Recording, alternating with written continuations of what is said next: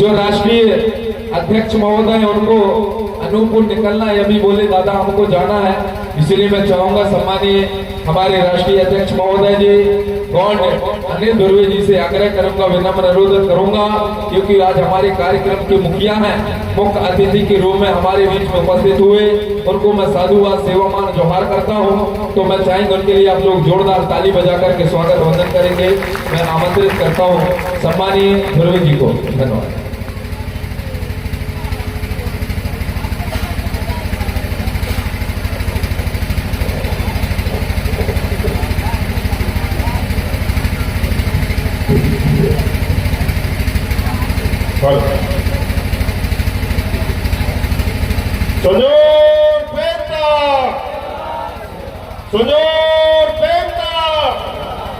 महाराजा शंकर कुंवर रघुनाथ अमर रहे। महाराजा शंकर कुंवर रघुनाथ अमर रहे। महाराजा शंकर कुंवर रघुनाथ अमर रहे। साथियों, सर्वप्रथम मैं गुणवाना की इस पावन धनधारा को नतमस्तक सेवा जोहार करते हुए परम शक्ति फड़ापेन के चरणों में नतमस्तक सेवा जोहार करता हूं।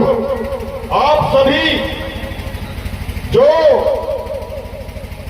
इस धनधारा में कभी राजपाट किए थे, उनके आप सभी लोग वंशज हो, यानी राजकुमार और राजकुमारियां हो। आप लोगों के चरणों में अनिल धुर्वे का नतमस्तक सेवा जोहार पहुंचे। क्यों? क्योंकि आपके पुरखा राज किए बने रहे वैभवशाली, और उनके आप संतान जिनके घर में आज नहीं बचा है लोटा और थाली, इस बात का चिंतन करने के लिए हम लोग बैठे हैं ना, कि नहीं बैठे?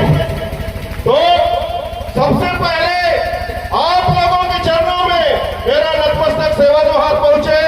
और आज के इस कार्यक्रम की अध्यक्षता कर रहे इस ग्राम पंचायत के सरपंच परम सम्माननीय धुरपत सिंह धुर्वे जी, आपके चरणों में अनिल धुर्वे का नतमस्तक सेवा जोहार पहुंचे। मंचासीन हमारे इस क्षेत्र के लाडले विधायक परम सम्माननीय वरकड़े जी, आपको भी मेरी तरफ से हार्दिक हार्दिक सेवा जोहार पहुंचे। मंचासीन गुणवाना की जो विचारधारा है, इस विचारधारा को बिना थके अथक परिश्रम करने वाले, दिन को दिन नहीं, रात को रात नहीं, भूख को भूख नहीं, प्यास को प्यास नहीं, गर्मी को गर्मी नहीं, वर्षा को वर्षा नहीं, और ठंड को ठंड नहीं कहने वाले, समझने वाले भूमिकाओं के, गायक कलाकारों के, संगीतकारों के चरणों में मेरा नतमस्तक सेवा जोहार पहुंचे। क्योंकि उन्हीं के अथक परिश्रम मेहनत के दम पे गुणवाना का कार्रवाई आज यहाँ तक पहुंचा है। साथियों, उन सभी लोगों को जिनको मैं जानता हूं, ना भी जानता हूं, उन सभी लोगों के चरणों में मेरा बारंबार नतमस्तक सेवा जोहार पहुंचे। आज के इस कार्यक्रम में शांति व्यवस्था को बनाए रखने में अपना अथक सहयोग प्रदान कर रहे कुंडम के जो पुलिस थाना है, वहां के पुलिस, मध्य प्रदेश पुलिस के जो जवान हैं, उनको भी इस मंच के माध्यम से हार्दिक हार्दिक सेवा जोहार पहुंचे। साथियों, अंग्रेजी का एक बहुत ही मशहूर साहित्यकार हुए थे मिल्टन। उन्होंने एक जगह कहा है कि history is not only the fact of past but the guide of future. यानी हिंदी में उसका अर्थ होता है कि इतिहास सिर्फ बीते हुए समय का पुलिंदा भर नहीं होता, वो आने वाले भविष्य का नक्शा भी होता है। जो इतिहास होता है वो सिर्फ बीते हुए वक्त का पुलिंदा भर नहीं होता, वो आने वाले भविष्य का नक्शा भी होता है। मैं उन्हीं मिल्टन की इस कहावत को आधार मानकर कहना चाहूंगा कि शंकर साह रघुनाथ साह, शंकर साह रघुनाथ साह, आपके उस बलिदान से, शंकर साह रघुनाथ साह, आपके उस बलिदान से आपके सोने निकले थे हिंदुस्तान से। शंकर साह रघुनाथ साह, आपके उस बलिदान से आपके सोने निकले थे हिंदुस्तान से। हमने बहुत सहा लेकिन कुछ न कहा, लेकिन अब चुप नहीं रहेंगे। गोंडवाना राज्य हमारा जन्म सिद्ध अधिकार था और इसे हम लेकर रहेंगे, जिसके लिए हमारे पुरखाओं ने अपने खून को बहाया था। साथियों, जब इस देश में ब्रिटिश हुकूमत रही, उस समय पूरे विश्व में अंग्रेजों का इतना बड़ा शासनकाल था कि उनके शासनकाल में सूर्य नहीं डूबता रहा और लहू नहीं सूखता रहा। सोचिए, ऐसा शासनकाल उनका रहा। लेकिन पूरे अंग्रेजी शासनकाल का जब हम अध्ययन करें, विश्व इतिहास का अध्ययन करें, तो कहीं पर भी ऐसा प्रसंग नहीं आता कि कविता सुलझाने की सजा बाप और बेटा को तोप के मुंह में बांध के उड़ाने की मिली हो साथियों। ऐसा प्रसंग इतिहास के पन्नों में कहीं दिखाई नहीं देता। वो बलिदान हमारे पुरखों ने किया था। क्यों किया था बताइए? क्यों किया है वो बलिदान हमारे लिए? इस बात का चिंतन और मंथन करने के लिए हम लोग आज यहाँ पे एकत्रित हुए हैं साथियों। सोचिए, वो प्रसंग क्या रहा होगा। एक 70 साल का बूढ़ा, शंकर शाह की उम्र, महाराजा शंकर शाह की उम्र उस समय 70 वर्ष रही। 70 वर्ष के उम्र में उनने कैसे अंग्रेजी सरकार को ललकारा था साथियों। इस बात का चिंतन हमको आज यहाँ पे बैठ के करना पड़ेगा।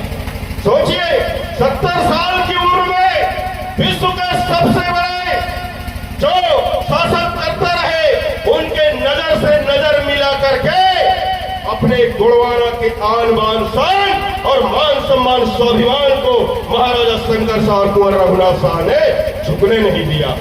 तो आज हमको इस बात का भी चिंतन करना होगा कि 1857 को जब शंकर शाह रघुनाथ शाह को तोप के मुंह में बांध के उड़ा दिया गया, उनकी लाश के चीथड़े उड़ गए।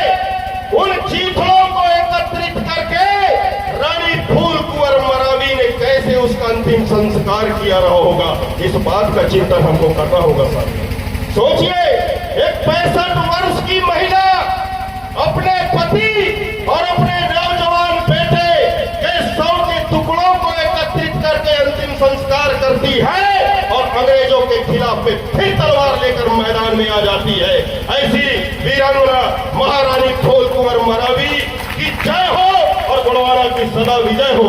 हमने देखा 2001 में जब मैं गोंडवाना राज संकल्प यात्रा का शुभारंभ मंडला में राज राजेश्वरी के प्रेमखाना से जब चालू हम लोगों ने गोंडवाना गणतंत्र पार्टी युवा मोर्चा के माध्यम से किया और जब हम मंडला को संभालने का काम किए, तब समझ में आया कि महारानी फूल कुंवर मरावी अपने पति और अपने बच्चे के जो 100 के टुकड़े रहे, उन्हें एकत्रित करके अंतिम संस्कार करती है और अंग्रेजों के खिलाफ में लड़ती है।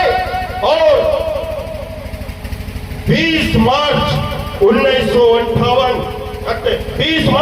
1858 को वो भी वीर गति में शहीद हो जाती है।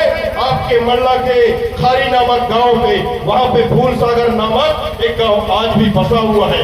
हमने उस यात्रा के दौरान वहां पे रानी फूल कुंवर मरावी के नाम से जब एक बोर्ड गड़ाए, हम लोगों ने जब वहां पे एक बोर्ड गड़ाया, तो संयोग की बात है कि कुछ दिन बाद हमारे प्रदेश के तत्कालीन मुख्यमंत्री परम सम्मानीय शिवराज सिंह चौहान जी मंडला में आते हैं और वहां के पॉलिटेक्निक कॉलेज का नाम रानी फूल कुंवर मरावी पॉलिटेक्निक कॉलेज रखते थे। 20 मार्च को ही आपके अवंतीबाई लोधी का भी बलिदान होता है साथियों।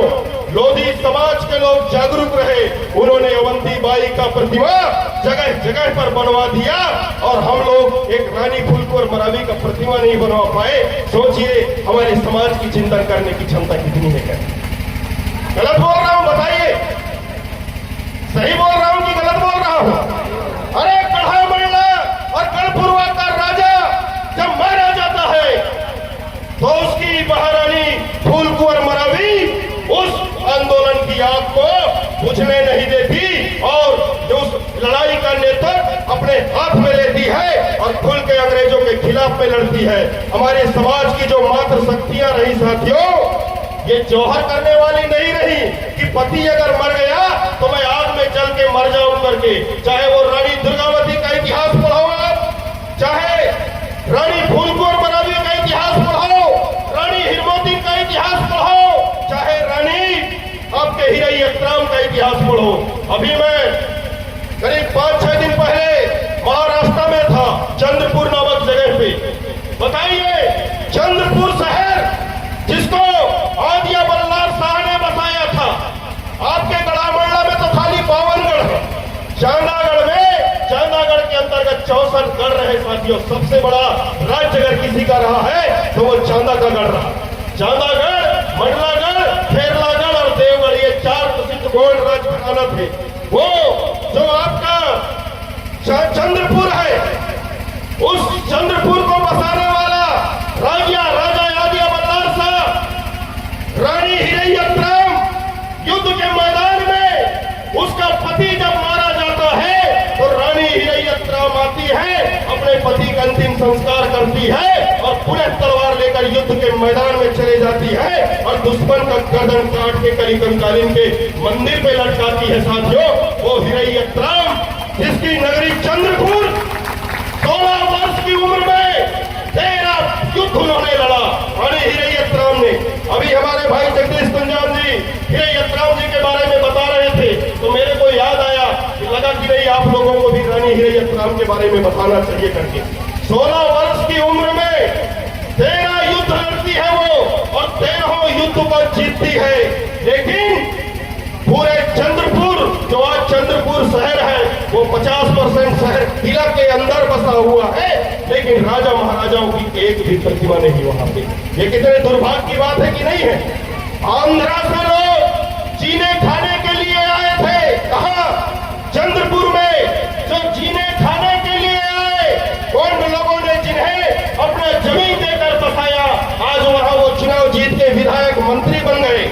वो लोग अपने माता जी के नाम पे जब वहां पे स्मारक बनाने का काम किया तो समाज के जागरूक लोगों ने उसका विरोध किया, तब जाकर आज वहां पे रानी हिरैयतराम जी का एक भव्य स्मारक और आपके आदिया बल्लार शाह का वहां पे भव्य स्मारक बनने वाला है साथियों। मैं पुनः आपको लिए चलता हूं सन 1857 की क्रांति में। सन 1857 की क्रांति में हमारे महाराजा शंकर शाह और कुंवर रघुनाथ शाह जी को जिस तरीके से अंग्रेजों ने तोप के मुंह में बांध के उड़ाया, ऐसा इतिहास में कोई प्रसंग नहीं मिलता। ठीक उसी तरीके से 1857 की क्रांति में सोनाथान रियासत के राजा वीर नारायण सिंह मरकाम जी को खुले पेड़ में अंग्रेजों ने फांसी दिया था साथियों। आप लोगों ने भगत सिंह, सुखदेव, राजगुरु का नाम सुना है ना? कितने लोग सुने हो? वीर नारायण सिंह का कितना लोग नाम सुने हो? सरदार भगत सिंह, सुखदेव और राजगुरु को बंद कमरे में फांसी दिया गया था साथियों। वीर नारायण सिंह सोनाथान को 10 दिसंबर 1857 को खुले आम पीपल के पेड़ में फांसी दिया गया था। 19 दिसंबर तक उसकी लाश पेड़ पे लटक के रही। चील और कौवे उसके मांस को नोच के खाए, यहाँ तक कि 10वें दिन अंग्रेजों ने उसे पेड़ से उतारा और पेड़ से उतार के तोप के मुंह में बांध के उड़ाया था। जो वीर नारायण सिंह मरकाम के साथ में अंग्रेजों ने किया इस देश के अंदर साथियों, वैसा किसी के साथ नहीं हुआ है। ठीक उसी तरीके से कोलमपल्ली रियासत का राजा वीर बाबूराव सेठवा के 3 बार अंग्रेजों को धूल चटाता है। वो गोंडवाना का बेटा वीर बाबूराव सेठवा के जो 3 बार अंग्रेजों को नाके चरो चबाता है, लेकिन अपनी बुआ के गद्दारी के चलते वो अंग्रेजों के पकड़ में आ जाता है। अंग्रेज लोग उसे फांसी पे लटकाते हैं, लेकिन वीर बाबूराव सेठवा के ताड़ोबा नामक जड़ी खा लिया था, इसलिए फांसी का फंदा जो है वो टूट जा रहा था, लेकिन वो मरता नहीं था। तो अंत में जाकर अंग्रेजों ने वीर बाबूराव सेठवा के को खौलते हुए चूने के भट्टी पे डाल के मारा था साथियों। मैं खाली 1857 की क्रांति की बात कर रहा हूं। एक आपका गढ़ामंडला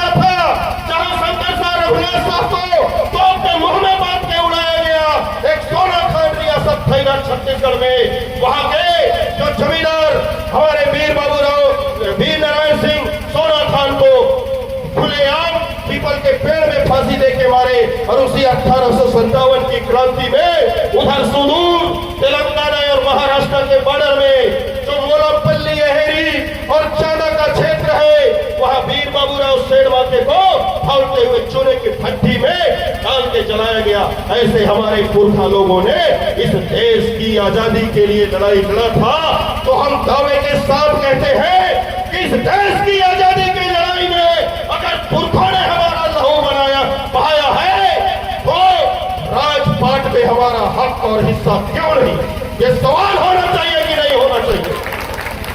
देश की आजादी के बाद चाहे आपका ये बरगी डैम हो, चाहे उधर बाणसागर का बांध हो, चाहे इधर आपका कान्हा टाइगर रिजर्व फॉरेस्ट हो, चाहे उधर आपका ये जो शहडोल, अनूपपुर, उमरिया, सीधी, सिंगरौली जितने कोल माइंस के एरिया है, सारे के सारे सेंचुरियन पर, सारे के सारे बांध, सारे के सारे खदान हमारे आदिवासी क्षेत्रों में ही सबसे ज्यादा विस्थापन और पलायन देश की आजादी के बाद में किसी का हुआ है साथियों, तो वो हमारे समाज का हुआ है।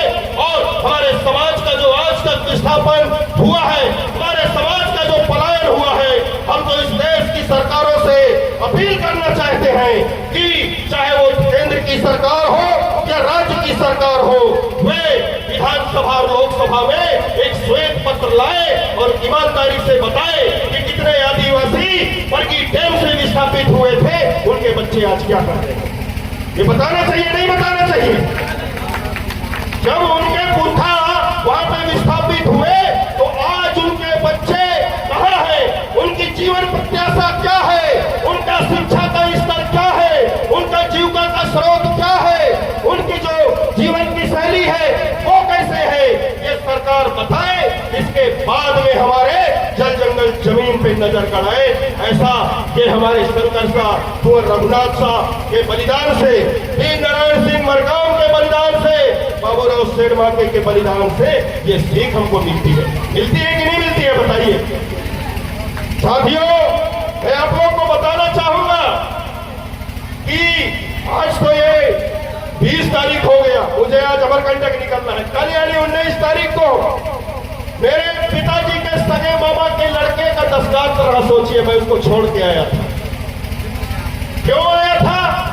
क्योंकि जो दादा हीरा सिंह मरकाम ने कहा था कि जिस समाज ने तुमको जन्म दिया है, जिस मां का तुमने दूध पिया है, जिस समाज ने तुमको गोदी में ठेला खुदा के बड़ा किया है, जो समाज अपनी बहन बेटी को तुम्हारे साथ में शादी किया है, और जब मर जाओगे तो वही समाज तुमको कंधा देगा, वो समाज के तुम कर्जदार हो। ये जो दादा ने कहा था, तो मुझे लगता है कि उस कर्जा को तो मैं नहीं छूट सकता, लेकिन जब तक जिंदा रहूंगा इस कर्जा को छूटने का प्रयास करूंगा। और ये प्रयास आप हम सबको मिलकर करना पड़ेगा। हम सब लोगों की जिम्मेदारी बनती है कि हम इस समाज का जो सामाजिक कर्जा है उस कर्जा को छूटे, और समाज का कर्जा हम समाज की सेवा करके ही उतर सकते हैं साथियों। हम चाहे बड़े बड़े पदाधिकारी, चाहे आपका थानेदार हो, चौकीदार हो, चाहे आप एसपी, कलेक्टर, तहसीलदार बन जाओ, विधायक, संसद मंत्री बन जाओ, ये आपका व्यक्तिगत उपलब्धि है कि नहीं है? किसी का तहसीलदार बन जाना, विधायक बन जाना, सांसद बन जाना, मंत्री बन जाना उनका व्यक्तिगत उपलब्धि है कि नहीं है? अगर ये कोई चीज आप बन गए तो वो आपकी व्यक्तिगत उपलब्धि है। आपकी सामाजिक उपलब्धि तब होगी जब आपका समाज भी आपके जैसे खड़े होकर अपने हक और अधिकार को प्राप्त करेगा। तब हम कहेंगे कि हमने समाज में कुछ किया है।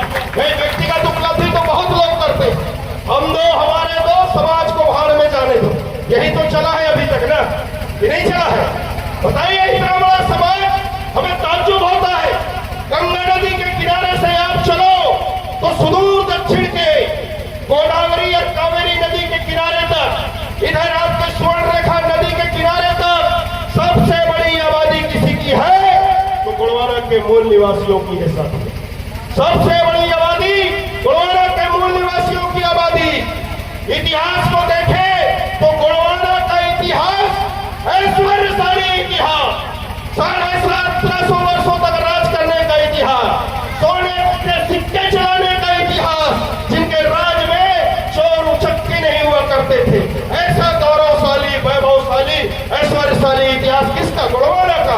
लेकिन वर्तमान देखो तो क्या है, क्या है वर्तमान?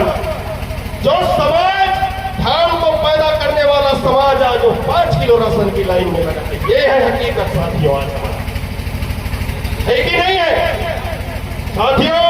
दादा मरकाम का जो ये आंदोलन है, ये आंदोलन स्वाभिमान को जगाने का ये आंदोलन है। जिसका स्वाभिमान जग गया, जो समाज अपने पुरखों के इतिहास को पढ़ लिया, जिस समाज को उनके पुरखों के स्वाभिमान, उनके पुरखों के शौर्य से, साहस से, संघर्ष से और उनके बलिदान से जिस समाज को ऊर्जा मिलती है, वो समाज स्वाभिमानी होता है। और स्वाभिमानी समाज अपने हक और अधिकार को किसी के छाती पे चढ़कर लेने की क्षमता रखता है साथियों, वो भीख नहीं मांगता। इसलिए दादा मरकाम ने कहा था, अधिकार हमारे जीने के, अधिकार हमारे जीने के, अधिकार हमारे जीने के। दादा मरकाम का कहना था, शेर जैसे रहना है। दादा मरकाम का कहना है, दादा मरकाम का कहना है। अरे हमारे पुरखा बताइए, जंगल में 4 पैर वाले शेर को खदेड़ के मारते रहे कि नहीं मारते? मारते रहे नहीं मारते? आज इतना डरपोक हमारा समाज क्यों हो गया? मेरे तो यही बात समझ में नहीं आ रहा। अरे जो समाज जंगल के अंदर जंगल के राजा को खदेड़ के लाठी से मारता रहा, उसका डीएनए इतना कमजोर कैसे हो गया? इस बात का चिंतन करना पड़ेगा साथियों। जो ये गोलवारा आंदोलन है, जो आपके शरीर में, जो आपके पुरखों का बीज है, जिस बीज में वीरता का भाव है, उस वीरता के भाव को जगाने के लिए ये गोलवारा आंदोलन चल रहा है साथियों। और आप लोग अगर अपने धर्म सत्ता को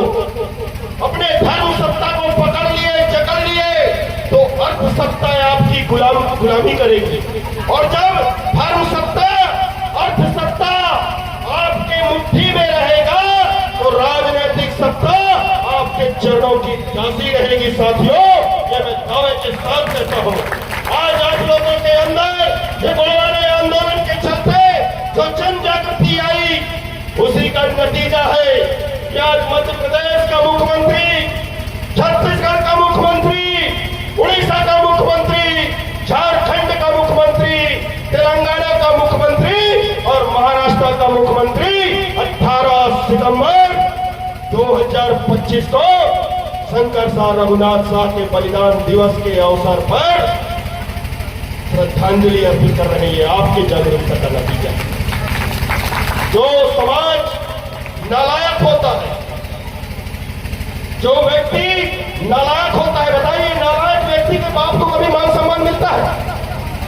अगर किसी का बेटा नालायक हो तो उसके बाप को क्या मान सम्मान मिलेगा?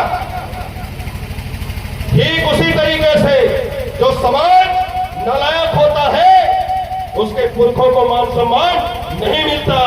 आज जो जागरूकता इस गोलवारा के अंदर आई है, आपके बीच में चाहे कोई भी व्यक्ति आए, आज के डेट में पीला गमछा लेके आता है, जय सेवा जय बड़ा जय बोलता है कि नहीं बोलता है? मोदी जी जैसे लोग मंडला में आते हैं तो जय सेवा सेवा जोहार बोलते हैं।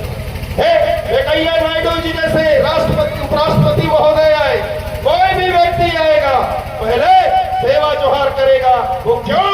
क्योंकि आप लोग कहीं न कहीं जागरूक हुए हो।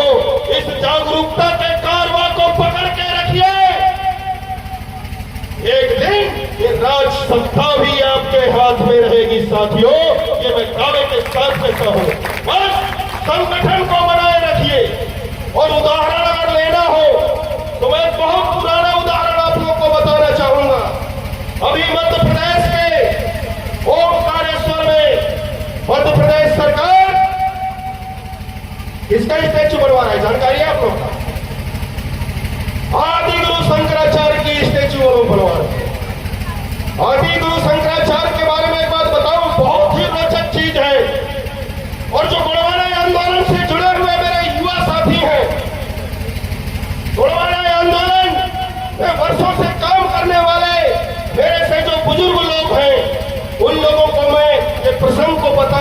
बहुत ही जरूरी समझता हूं साथियों। क्यों?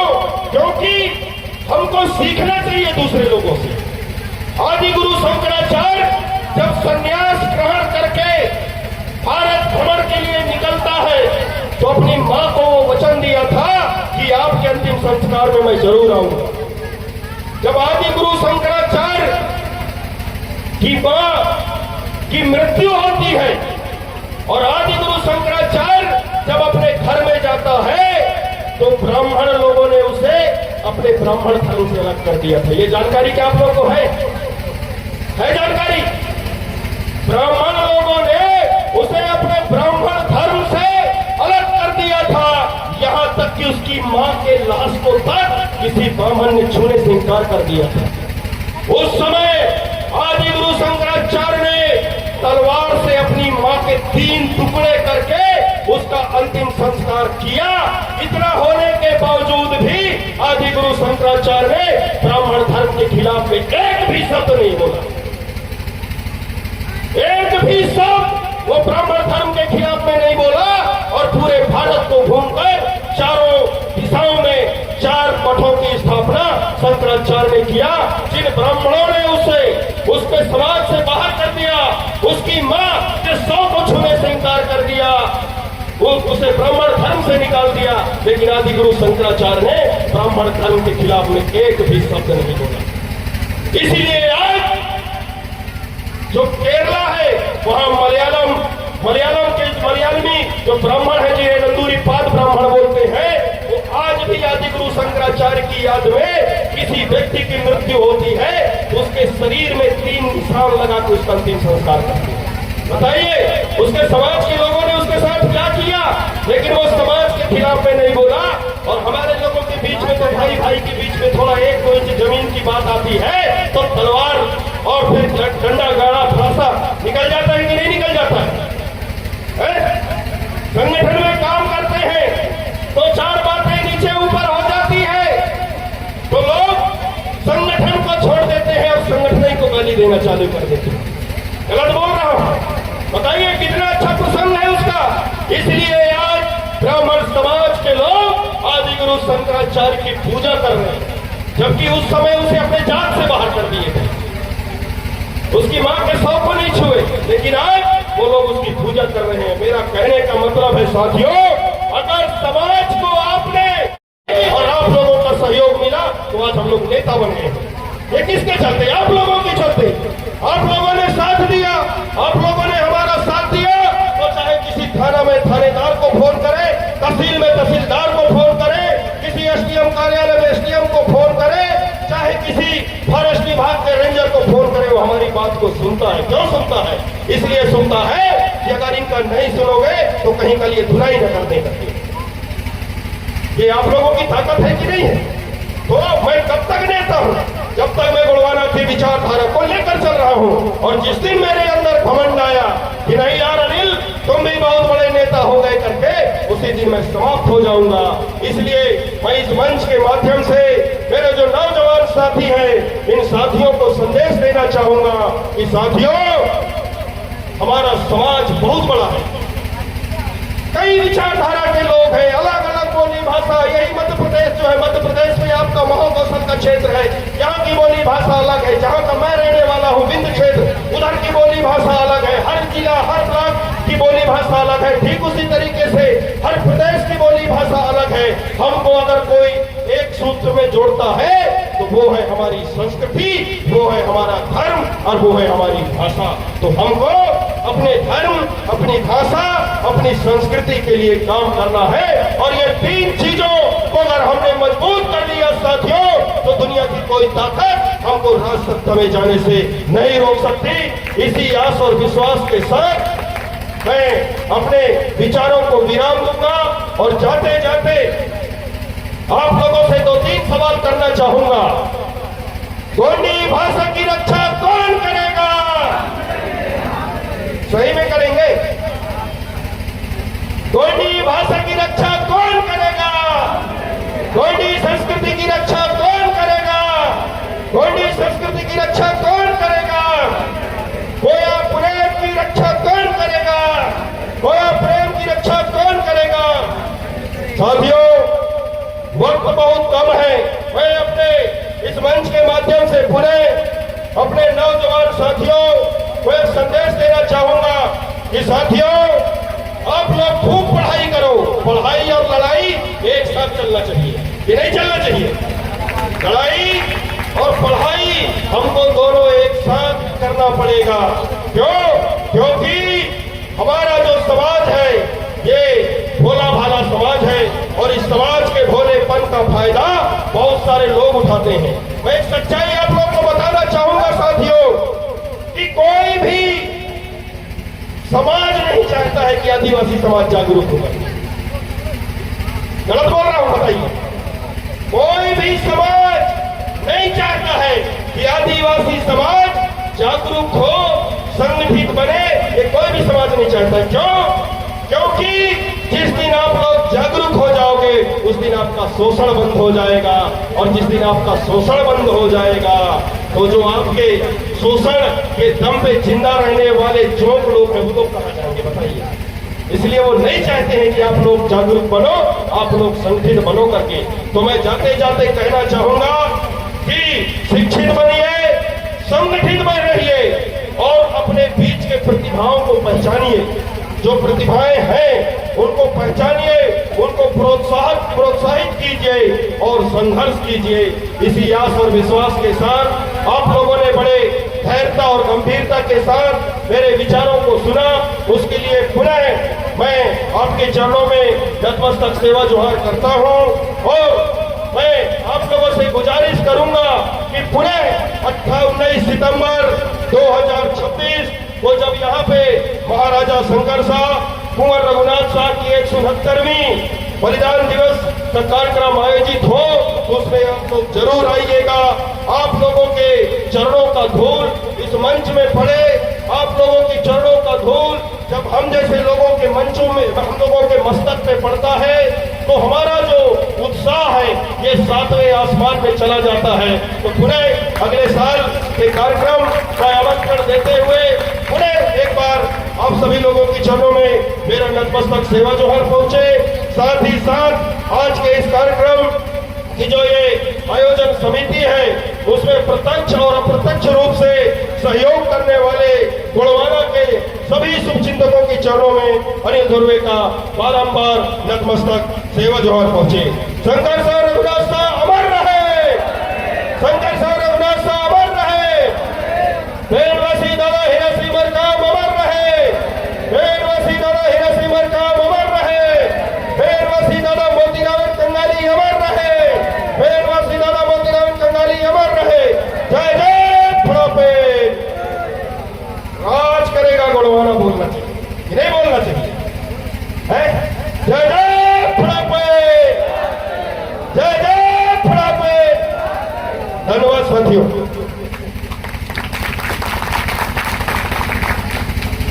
बहुत बहुत धन्यवाद।